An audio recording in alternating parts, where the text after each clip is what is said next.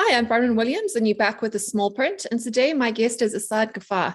Asad, as always on the show, we ask our guests to introduce themselves the way they would like to be introduced. So please tell us who you are and what you're doing and what you care about at the moment. Thank you very much for hosting me. I'm Asad Gaffar from the Westville Ratepayers Association. We've been making headlines now for a while in regards to the protest action that we have against the city. Lots of developments so far. In fact, probably you're the first people that we're talking to since the development from last night. So we had a meeting with the mayor and city officials. They invited us to this meeting to basically unlock the deadlock in terms of the protest. And we accepted the invite in good faith. However, we are very, very disappointed to report that that was not the intention of the city. In fact, they came to sort of bully us and make us afraid of all their credit control measures. And what we are saying is that none of those things actually going to deter us. We're not afraid. I mean, we made it very clear to the city and to the mayor that if we can't find a resolution, then let's settle this matter in court. Okay, let's take a step back, because we have people that watch the show all over the world, and there are people even in South Africa that don't actually know what's going on. And can you tell us what it is that you are doing as the Ratepayers Association down in Durban and KZN? What is going on? What was the causes for forming your group, and what are you challenging your municipality on? So take us right back to the beginning, and we'll take it from there. Okay. So 2.5-3 years ago, we formed the Westville Ratepayers Association. This because of the various service delivery failures within the city. And we found that whilst we were raising these issues directly with the city, they were not taking us seriously. The roads are in a poor condition. There's raw sewage flowing in the rivers and suburbs around Westville. Street lights not working. The curbs not cleaned. Stormwater drains left clogged. And all of these things were impacting. I mean, you guys are probably aware of the recent disasters that we had in KZN, and many homes were destroyed. In fact, lives were lost. Can I interrupt you there? Would you mind explaining what those disasters were for people that aren't familiar with what happened in 2021 with the insurrection or the riots or whatever words, politically charged words people choose to discuss these subjects? Yeah. So what I'm actually referring to is the major storm damage that we experienced in Durban. And a lot of it was because of poor maintenance. The fact that the city hadn't maintained the stormwater systems, it took out a lot of industry. Toyota South Africa was affected. Mondli paper was affected. Houses were washed away. Total disaster. And the city didn't have a disaster management plan. They didn't have funds to rebuild the city. And even up till today, we're talking about a year ago, and even as we speak, there's a lot of the infrastructure that hasn't been fixed. So all of these things started to concern us. And we then decided that, you know what, we've been leaving the city or allowing the city to function, and we're not holding them accountable. Hence, we're finding ourselves in this situation. So we as a community decided, if we want to change things, we're going to have to stand up, we're going to have to unite, and we're going to have to demand that the city recognize what we need to be done. And that's exactly what we did. So we formed the Ratepayers Association. We started our journey with the city. Obviously, we were engaging with them, and in a way to actually work with them, not confrontational or that sort. It was more of, let's work together, let's see how we can help you, and let's partner. We used to have regular meetings with the municipality on a month-to-month basis. And at the start of the meetings, they'll promise you, oh, we'll do this, we'll fix that. And we'll say, okay, no problem, because we're going to meet next month, and then we'll do a status check and see how much you've achieved, and then we'll take it forward for the next month. So we never, or deliberately, we never gave them a lot to do. We said, we'll give you 10 things, and let's manage these 10 things, and let's see how well you can do these 10 things. And come the next month, and only 2 of the 10 has been done. So we said, you know what, surely something's not right. And what started to surface was we started to look at the AG reports, the Auditor General reports, and we tried to understand where the problems are. Now, when you read the Auditor General reports for the last 10, 15 years, it's telling us the same thing. It's telling us where the problems are. It's telling us what needs to be done. And it's also giving you recommendations to prevent those sort of mismanagement and losses of funds to the city. So we're saying, hold on. These reports are going to the city. They are reading these reports. Why are they not taking it seriously? So we then considered taking those Auditor General reports to a court and compelling this municipality to abide by it. But obviously, that's a costly exercise. Nevertheless, we continue to engage with the city, and it obviously every year the city then does what you call a budget, and then the budget needs to go out for public comment. Public needs to give their concerns, raise their concerns and recommendations. And when that process is over, the city then adopts the budget, and that becomes the tariff increases for the following year. In this year, 2023, the city failed to properly engage. Well, they obviously, every year they do the same. But the difference this time was that we were prepared for them, and we wanted to engage them, especially on the Auditor General reports and their own internal reports, which is talking about maladministration and the loss of funds. So the city went to various other areas within eThekwini, but they failed to come to Westville. So we raised this concern to them and said, hold on, you are now finalizing the process of public participation, but you failed to host a meeting within Westville. They conceded and called us to a meeting within 3 days, but they didn't want to have a direct meeting with us. They then called a full public meeting again with all other ratepayer associations from within eThekwini, some of which, in fact, majority of those they've had already consulted. So we knew their intention. They didn't want to really listen to us. It was just a tick box exercise. We went there, we presented the memorandum to them. We expressed our dissatisfaction that we're not happy with the process. And 3 days later, they then closed the window of opportunity and adopted this budget. So we're saying, hold on, how did you didn't apply your mind, you haven't listened to the concerns of the residents, and how are you just adopting this budget? In fact, this budget is going to affect the poorer people more than it's going to affect the middle income. And you're not taking this into account. They went ahead, they adopted this budget. We've written to them, we've expressed our concerns. And on the 30th of June, we then declared a dispute with the city. And we said, we're not accepting this tariff increase.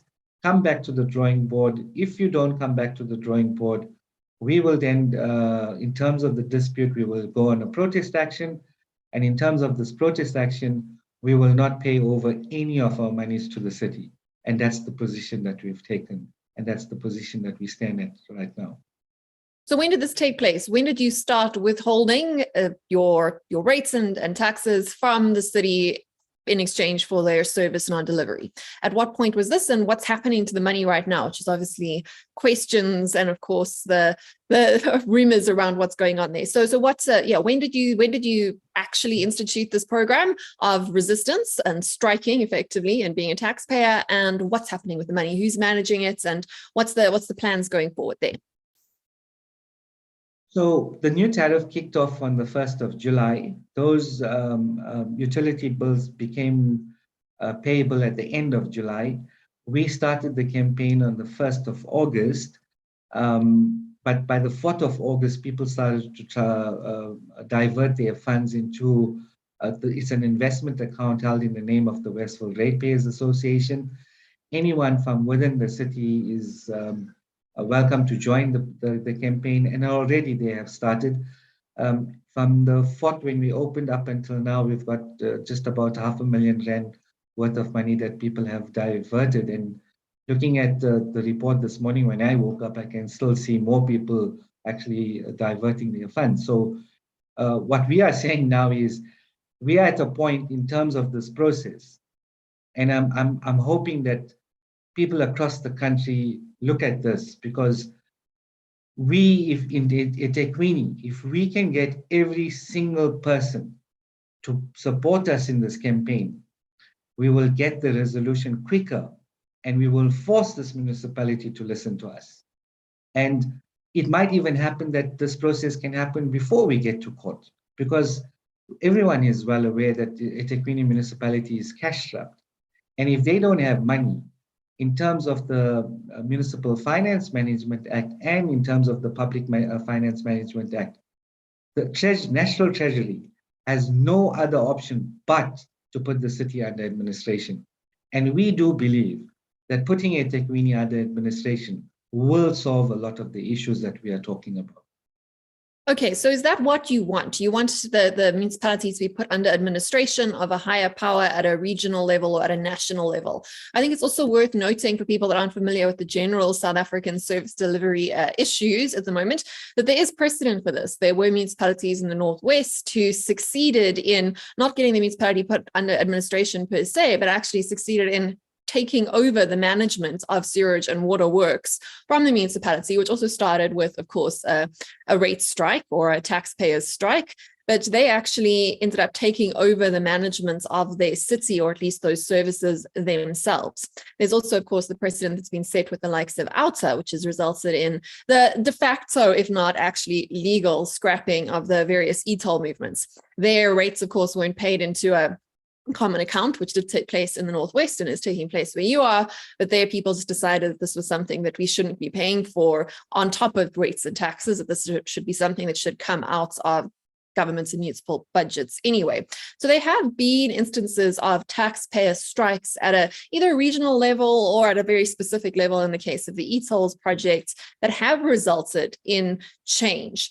When it comes to your objectives here, are you interested in taking over the management of your own services, or do you want to push for administration? I want it to be quite clear on what your goals are and what would, in your perspective as the Ratepayers Association, what action on behalf of the municipality or on national, regional government would call your strike to an end? What are the terms that you are that you are wanting before you are prepared to hand the money over? Look, the instances and there's examples that you're talking about are small municipalities. Yes. And to do that, to take over a one wastewater treatment plant in Swastregens, as an example, Yes. is easy to manage. We're talking about a metro. eThekwini municipality has 25 wastewater treatment plants, 5 of which have already collapsed. I mean, there's videos going around now, you would probably have seen what a disastrous state it's already in.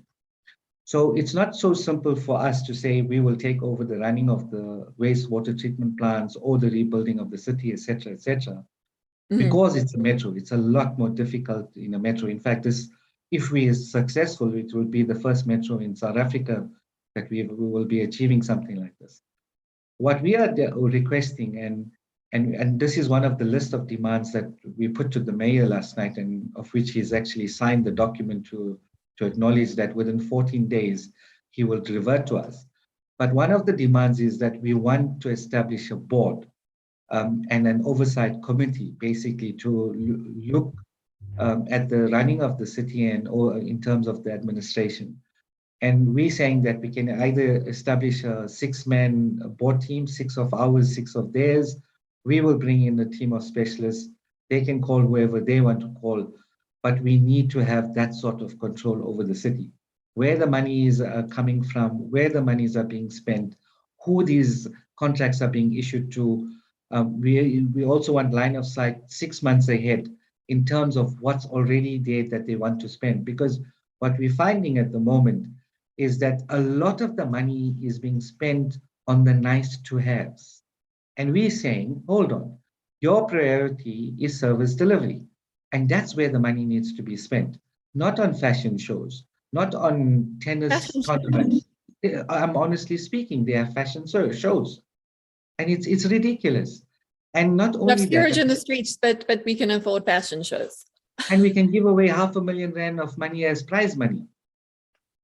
I mean, these are serious concerns of ours. Like you said, there's so in the streets, but we want to judge, and I can understand where it's coming from. It's trying to address imbalances of the past. We're trying to empower women. We're trying to set up alternate business, etc., etc.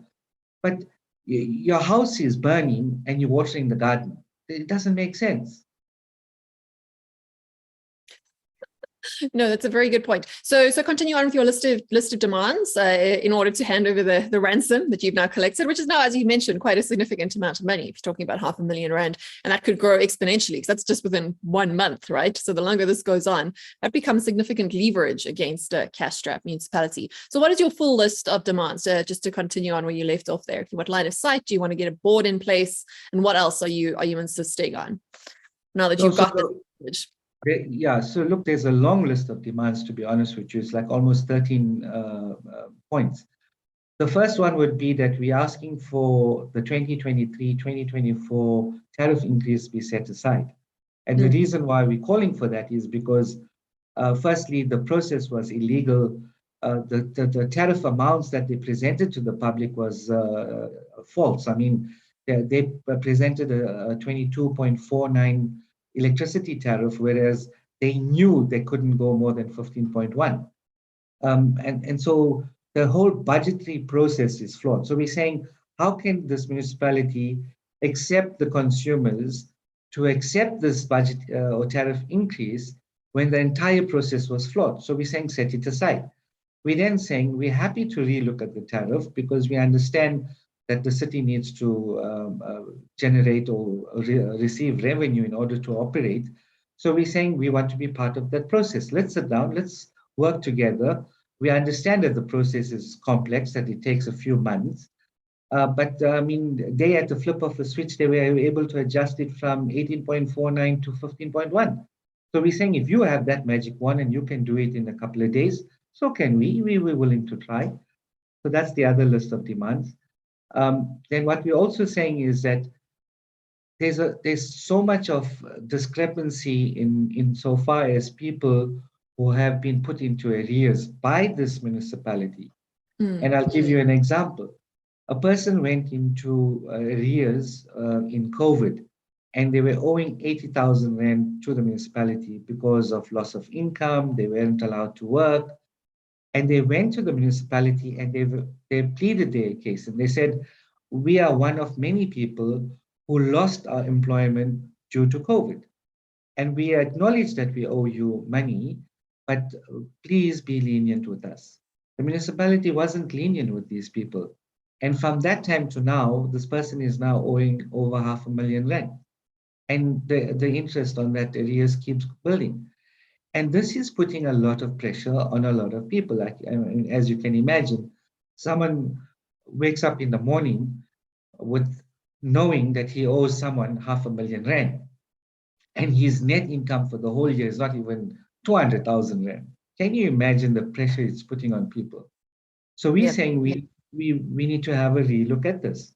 That let's sit down, let's discuss, let's find the solution in terms of how we need to move forward from the ratepayers, because what we're saying as the ratepayers, we are the people who are funding the city. We should have a say in terms of how we assist people who are in trouble. It's not the city that needs to make the decision. It should be a joint decision. So that's the other list of demands. And then obviously, we're talking about people who've reached the age of pension, and we're saying anyone over the age of 60, it's becoming seriously difficult for them, both middle income and for those who are poor, to actually pay for services. And we're saying that a special rate needs to be applied to pensioners across the city. Um, again, when we talk about the impact of COVID, a lot of people have come forward where in their community there was just the husband and the wife, and they were living off their pension that they get from the state. And when COVID came, either one of the partners passed on, so it was just one person that's left behind. And in terms of the income that they're getting from the state now, they are unable to even provide for themselves for food, let alone pay for services, rates, lights, water. And these people are also accumulating debt. So, excuse me. So we're asking the city to look at all of these issues. There's serious concerns that we're raising.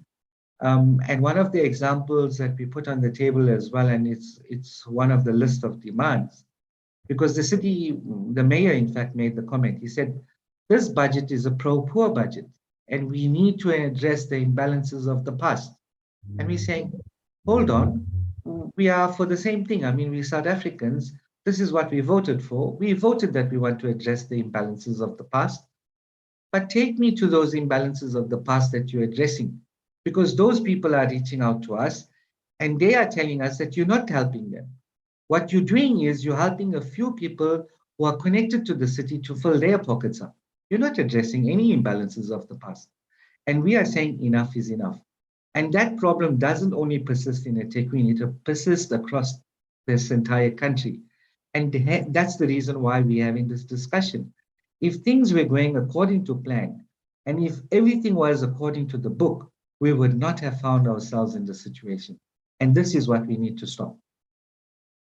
Absolutely. So what would you say was the final straw that got you to implement this plan rather than just threaten to do it? Was it the increase that was proposed, or what was the final thing that you decided this is this far and no further, enough is enough?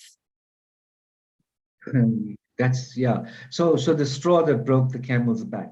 Yes. We met with the CFO at the budget adoption meeting, which took place on the 30th of May. And we had a discussion, and he agreed. Let's sit down, let's talk, let's find a way that we can meet each other halfway. So we said, okay, fine. And we took it in good spirit that, you know what, he has full intention of wanting to find solutions. So he called for this meeting in the first week of June, and we went there. We sat, we spoke. It was a bit robust. It was a bit tense, I'm not going to lie. But eventually, we walked out of this meeting, and the commitment that he gave us was that we are putting systems in place to ensure that we protect the money, that money just simply doesn't walk out of the city. We're putting AI technology. Any contract over 250,000, there's no human intervention. So it can't be that I'm giving it to someone that I know. The system will generate the recipient, etc., etc. We're like, oh, cool. At least we're moving in the right direction. A week after that, the ENCA reports all over, it's hit national news, 90 million rand was paid from that same office to an individual who's implicated in a trial that's currently taking place in eThekwini. So we're saying, hold on, you're telling us all of these things, we bought it, we've accepted it, but the moment we walked out of your door, you probably raised your middle finger at us. And we're saying, no, we can't carry on like this. And that's what we then said, you know what, how can we trust the city? You are taking our hard-earned cash. I mean, we work for this money. We don't just simply sit at home and money fills up in our account. We wake up every morning and we have to go to work. And a lot of us have a lot of stressful jobs. And we still pay whatever our dues are. A lot of South Africans, if you talk to them now and you tell them, do what the Westville Ratepayers are doing, they won't want to do it because they feel it's wrong, or they feel, no, it's my civil duty. I must pay my rates and taxes. And we're saying, hold on, we don't just get this money, we work for this money. And if we work for this money and we are paying it over to the state, like we should, and responsibly like we should, then the state has an equal obligation to use that money responsibly. It shouldn't be that this money is just free for all, and anyone can use it as they please. That's not right. I mean, that's definitely not right. Yeah, absolutely. Social contracts have both a give and a take. They have responsibilities and obligations and rights on both sides. And when one side is not upholding their end of the bargain, then there becomes less incentive or less requirement for the other side to do the same. But I just want to ask you, in terms of your Ratepayers Association, how many people are part of your association, and how many households are part of the Ratepayers tax strike? And at the same time, what is the size of the community that you represent? So I'm trying to get a handle on the absolute number of people involved in this, because obviously this is collective action of significant size, but also what percentage of the municipality or the region that your Ratepayers Association represents are actually actively part of this campaign. I think that's an interesting point to note, particularly with regards to collective action, and also with regards to how many people are active versus passive participants in these sorts of projects. Very similar to what happens with strike action, even the strikes going on in Cape Town. What percentage of the people affected are participating, and what percentage of the people are sort of passively part of it just by into the fact they live in that environment? Yeah, it's sad to say that the response is not as you would expect, that, you know what, you're getting 90% or 100% support. What we found in a lot of these campaigns is a lot of people in month one will actually sit and wait to see, hey, what happens? Let me see. Yeah, And no one when wants they to be see a scapegoat, right? oh, correct. And then the unfortunate reality is that the few people who do embark on this campaign, they actually become the pioneers, and they they stick open their, and they stick their necks out, and they are the ones who lead this campaign, and you know, eventually people then start and join in. But obviously, what we are all saying, movements start somewhere. Everything. So history turns on the actions of a few men and women who choose to make that action. But I just want to get a handle on the current sort of size of your movements and how much momentum you've got behind you. Look, we've got about 2,000 to 3,000 people at the moment. In fact, tomorrow we're meeting more communities tomorrow, because as the word gets out there, a lot more people are joining. And like I said, I mean, we started this campaign in terms of diverting the funds on the 4th, and every day the money keeps flowing in. It's not to say that it stopped, but what I can tell you is that come at the end of August, that's going to be a significant game changer. A lot of the people will actually start diverting their funds, because they can see. I mean, what we've done last night as well is we went live on Facebook so that everyone could see the live interaction of how this is unfolding. And a lot of people are now realizing that we have to stand together, we have to unite. And this is my message to whoever is listening out there. If we do not unite, we are looking for serious trouble. And right now, whilst we have this economic voice, we must use it. There's no other solution to our problems that we face. Yeah, obviously, I mean, these things can start small, but they can grow into big movements. What is, from your perspective as a leader within this Ratepayers Association, obviously a pioneer, quite a brave man who's taken the stand and actually done what many South Africans have thought about or written op-eds about in the past. What's your feeling with regards to your campaign or similar campaigns taking off with other Ratepayers Association, firstly in your region, and then secondly within the greater South African context? What appetite is there to join in with fellow Ratepayers Associations that are adjacent to yours, have you found so far? Look, a lot of other ratepayer associations within eThekwini are fully supportive of us. So we're thankful for that.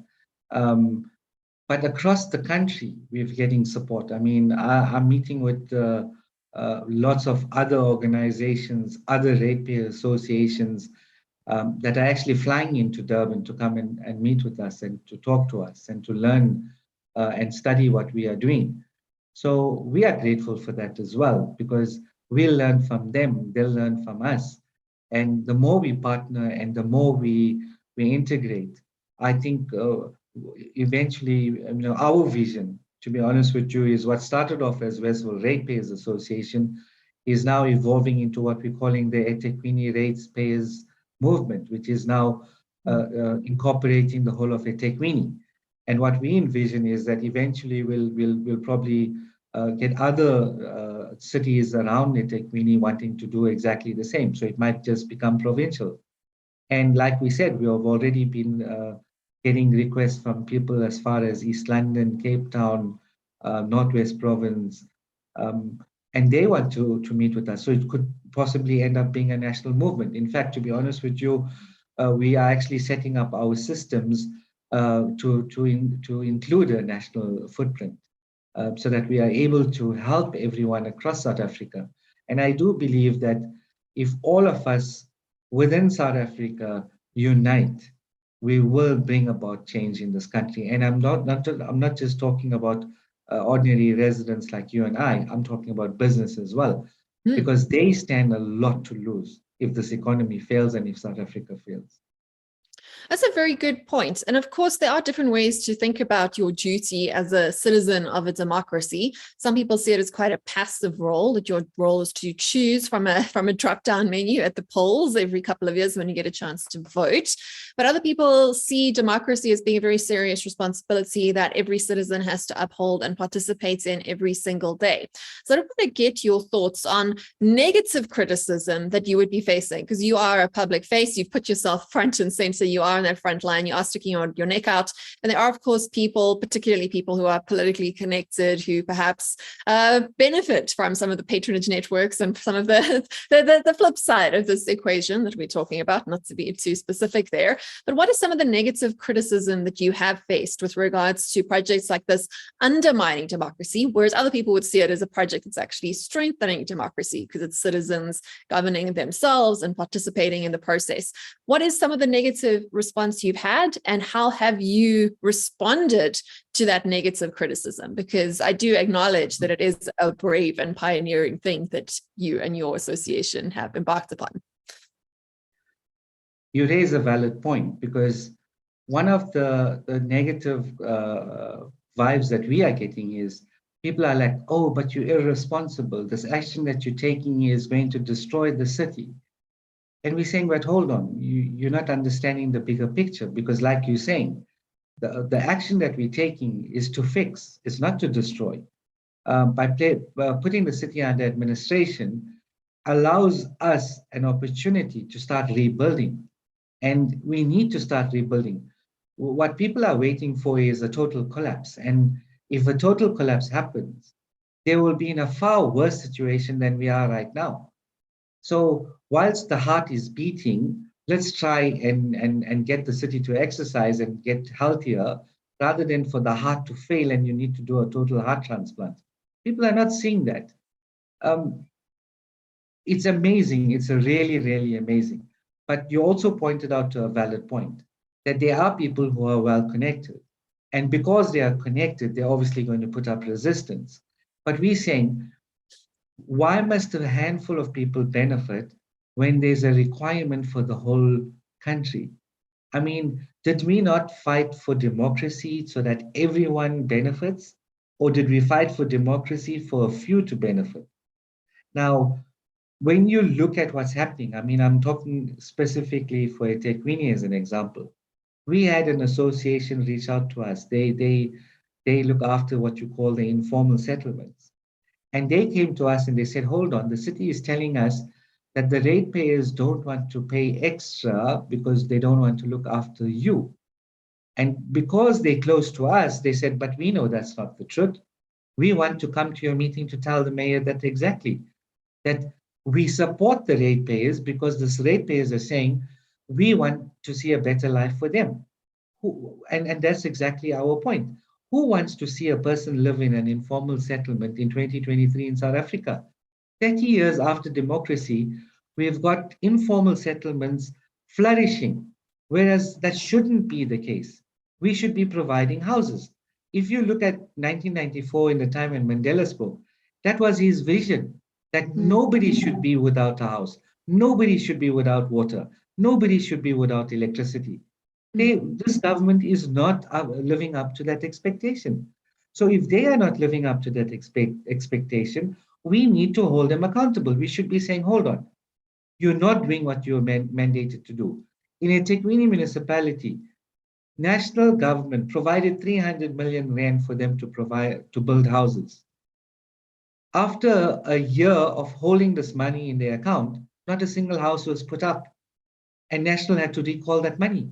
So we're saying, if you're the mayor of a city and it's your job to ensure that you look after the citizens of your city or town, and you wake up every morning and you're attending the fashion shows, you're attending all the glitz and the glamour, but you're not looking at the guy who's supposed to be building houses. So someone forgot, and we raised this with the CFO as well. We said your job as the CFO is to look after the money. How is it that after 11 months and 28 days, you didn't pick up that, hey, there's 300 million rand year that you haven't used? That means you don't know how to do your job. Because if I gave you, as an example, Bronwyn, I gave you 100 rand, and I told you at the end of this month, if you don't spend that 100 rand, I'm taking it back. Surely on the 28th day, you're going to look in your purse and you're going to say, hey, I got 100 rand here. Let me go do something with this money. But this is exactly 300 million rand, and National had to recall that money. It tells you that they're not serious about housing. It tells you that they don't know how to look after the money. It tells you that the people they have in those positions are not qualified to hold those positions. That's what it tells you. I mean, 300 million rand, they could have at least built one house. Yeah, there's so many things that could have been done. I mean, wasteful expenditure is one thing, but not even bothering to spend the money that you have is it's just eye-wateringly unbelievable. It's like you're too lazy to be corrupt with the money that you've got. They didn't even put on another fashion show. That's another point. I'm not saying they should have, but I mean, they could have done anything. I think that's hugely unbelievable and grossly wasteful of resources and grossly insulting of, as you said, residents who have had a very difficult couple of years, particularly in KZN, with the insurrection, with the riots, with the flooding, with the natural disasters, and of course the general economic environments and the consequences of our COVID policy, which was taken for certain reasons but had hugely unfair, unintended consequences for certain strata of the economy. Generally, the weakest, of course, and the poorest, of course, struggled the most. And in those times, to have people pay their rates and taxes only to see that scrimping and saving and those sacrifices just left is just hugely insulting towards the national psyche. So I absolutely understand what you're saying there. I did want to get your opinion on one other point, and that was something that you mentioned a bit earlier. Perhaps we could just go into it a bit deeper. And that is, what has the response from business and corporate South Africa been to your strike and your movement right now? Have you been contacted by corporate South Africa? I know you say you have been, people from other municipalities have reached out to you and other ratepayers associations have reached out to you. So there's definitely a movement from the civic society side or from the citizens side. But what has the response been from business? Because I think that corporate South Africa has obviously a lot of power. If residents and not very wealthy residents can make such a difference and cause such a lot of attention to come to this issue, even single ratepayers associations like yourselves, corporate South Africa could do so much more. They obviously pay much more and have much more leverage in terms of access to large lump sums of taxes that could be used as leverage against government. But they have been particularly quiet with regards to things like calls to action and rumors of tax revolts. And they have been particularly passive and stayed away from politics. Obviously, there's good precedent for that too, that many people understand that business should be separated from politics.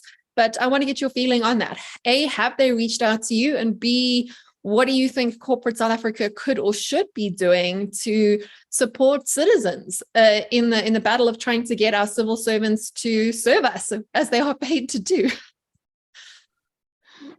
Look, we had a request to have a meeting with some of the larger businesses within it. And we were quite encouraged. I mean, we were like, wow, this is great. And in this meeting, it was put to us like, what you guys are doing is small.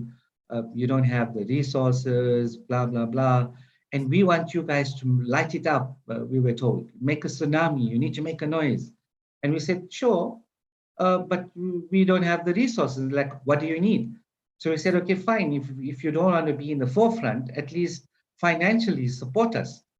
And the commitment was, tell us how much you want, and we put a figure on the table, and they said, tomorrow you will have this money in your account. Light it up, make it go wild.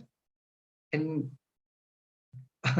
that was like about 2 months ago, and now they've gone absolutely quiet. And we are like, hold on, we are actually not only fighting for ourselves, we're actually fighting for you as business. Because for all the businesses in eThekwini, they are being prejudiced by the higher tariff as well. It's becoming expensive to do business in eThekwini. Of course, they probably have some kickbacks on the side that they would get from the municipality, which we are not aware of. But it's understandable because when you talk to corporate South Africa, any of these CEOs or whatever, they'll tell you, I've got the president on speed dial, I got the mayor on speed dial, I can call him and he knows that he needs to get here, and they'll talk like that. I mean, I've been in these meetings where they tell you these sort of things, that I can dial into the Minister of Finance, I can dial into this person, and yet they are the same ones that are being prejudiced. And we're saying, you guys are not looking after your own future. Because if you fail, the city fails. If we fail, we'll semigrate or we'll leave the country. And when there's no one left here in South Africa, who are you going to do business with? Who are you going to get to work for you? Because let's be honest, a lot of the skilled people are leaving South Africa. And that's a serious concern. And if business doesn't support us, and we're not going out there with the begging bowl. We've made it very clear. If you believe in our cause and you want to support us, support us. But if you don't believe in us, stay away from us. If you want to criticize us, to do whatever you need to do. We know why we're doing what we're doing. We're trying to make things better, not just for us, but for everyone in the country, including business. And we're saying, if you feel, and there are a few businesses, and I have to be fair. There have been not large corporate business, but I'm talking about small businesses that have financially contributed to us, and that's what keeps us going. So 1,000 rand a year, 5,000 rand a year, they have been doing that, and I have to say thank you to them, because it's much appreciated, especially the fact that a lot of the stuff that we're doing is legal, and legal is expensive. I mean, any turn with your attorneys, you've got to pay for even the phone call. Even if you look at them, sometimes you have to pay for it. But fortunately for us, we have a good legal team, but it does cost money. And in order for us to succeed, because what we're saying as well, we are prepared to go to court, and we even prepared to go to the Constitutional Court. And a lot of what we're seeing, not just here in eThekwini, but across the country, must and will end up in the Constitutional Court. And we have to put these things right. We have to set these precedents if we are to make a better future for all of us. Absolutely. So I know that you don't have too much more time with us today. I did want to get to your view on what message would you like to give to the rest of South Africa, to corporate South Africa, civil South Africa, to citizens all across the country. What is the one message that you would like to get across with the little platform that we have here? And then I also wanted to find out, for people that do want to get in touch with you, either to support you financially or just to find out more from a media and communications perspective, or if you're curious and interested in sort of instituting a mission or a movement like this in your own corner of the country or of the world, how can people get hold of you if you would like to get hold of? And if not you, where should people go to find out more about what's going on and how they could get involved? Look, we've got Facebook, we've got Instagram. You can even email us as well if you want, westville.ratepayer@gmail.com. You'll find us on Facebook. If you look us up under Westville Ratepayers Association, you'll find us. Again, what we're saying is the journey that we're taking will be a precedent. And rather for people to go and reinvent the wheel, rather, support us and let's see what the outcome is with us. And if we get the victory, it then becomes a lot easier for everybody else in the country. So rather than to split our energy, and this is what we're finding, and we appreciate, a lot of the people across the country are supporting us and they're coming behind us. Because what happens here is what can be replicated anywhere else. And I think that's what most people who understand the strategy are actually doing. And if we can get that financial support, because this morning people were like, why don't you make posters, and why don't you make banners, and why don't you do this? And we're like, yeah, we'd like to do all of those things, but it comes at a cost. And at this stage here, we are saving all our money for court case, so we're not going to just go and spend money on banners, although we'd like to. But if you can get people who can even print for us, we don't need your cash, but if you can print for us, then print for us. If you can make banners for us.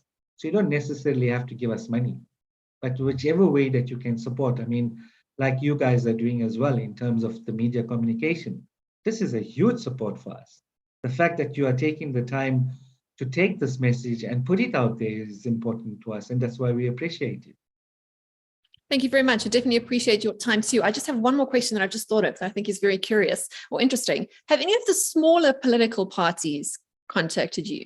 Because we know we've got this election coming up next year, and obviously the big parties have their own agendas and their own press campaigns and their own issues, and they've obviously got their own vested interests when it comes to collective action and into the channels of democracy. But have any of the smaller parties or independent candidates reached out to you at all, just as a last point of curiosity? So we actually played that card strategically. We brought all of them into one WhatsApp group, and we're putting them against each other, because at the budget meeting, we put out a press release and we said, we want to be present at this meeting and we want to see who votes in this budget. And we went there and we stood there and we put them on the back foot. And a lot of them actually then voted against this budget. And then some of the regular people who do vote against the leading party in eThekwini, they came to us and they said, we'd like you to be in all our council meetings. It's the first time now that some of these people actually voted against the leading party. So we now put them into a WhatsApp group. And when we started out this protest campaign, we asked them for comment. Tell us where you stand on this. Give us your position. Do you support us or you don't support us? Yeah, it's important for voters to know. We want to know. We want to know. Your voters want to know whether you support us or don't support us. And that put them again on the back foot. And the first one to come out of the blocks was the IFP. And as soon as the IFP came out and they said they support this action in principle, it now put the rest of them in the back foot, because it became a political game. That, hey, you know what, if we don't put a statement out there, we're going to lose votes. So they all started to come out in support. But like you said, I mean, politics is politics. And it's such a thing. I mean, I don't want to get into it, but you know where my position, you can guess where my position is in terms of politics. Yeah. But this is the problem. I mean, just this morning I raised an issue with all of them in that WhatsApp group. The city took a resolution to adopt a tariff that was not approved. And at this meeting, they said, subject to an approval. I'm like thinking, hold on, is that legal? How did they accept this? How can you accept a resolution today and put out a figure to say, like, as an example, you be saying, Bronwyn, I'm going to pay you 1,000 Rand a month, but subject to me getting the 1,000 Rand. I mean, how is that even a contract? Because come at the end of the month, you don't know whether you're going to get paid or not. And they've taken a resolution like that to say, we're adopting this budget. Because remember, when you talk about the tariff, it tells you how much of money or expected revenue is going to come into the system. How can you take a budget or accept a budget on 20%, but you're telling the people, accept this budget, we're going to get 60 million. But subject to this tariff, which means that you might only get 40 million. And these guys accepted this. And that's what they presented to the public. So this morning, I'm asking those same opposition parties, including the minorities and the one-person parties, etc. How did you accept this? And the guys are like, no, I voted against this. That's like, you voted against it is great. But what you didn't do is you didn't challenge this. And legally, you should have challenged it. They left it up to you to challenge, right? So they failed. They're leaving it up to us to challenge. But you as a politician, as a councillor, you should know what's legal and what's not legal. And anything that's not legal, you should be challenging it. So to simply come to us and say that, no, you know what, we the minority and they the majority and they push this and they push that, that's not the problem. The problem is you don't understand the law. They can be the majority party, but that doesn't give them the right to break the law. And as soon as they break the law, you should be taking them to court. Otherwise, you're wasting your time. What's the point of standing for elections? Very good point. I like that you're putting them against each other. But Asad, thank you so much for your time. I'll let you get back to what must be an increasingly complicated and chaotic life. And good luck in all of your endeavors. We will definitely put as many links as we can into the show notes so that people can get involved, get in touch, and spread the message, start the debates, because we have to do something. Clearly, what we have done for the last few decades has not worked. So let's try something else. Thank you so much. Thank you. Bye-bye. If you enjoyed this conversation, please subscribe to our YouTube channel and rate us on all your preferred podcast platforms. If you'd like to find out more about what we're doing, please join our Substack community via the link in the comments below. And as always, we'd love to hear your suggestions for future guests and conversation topics.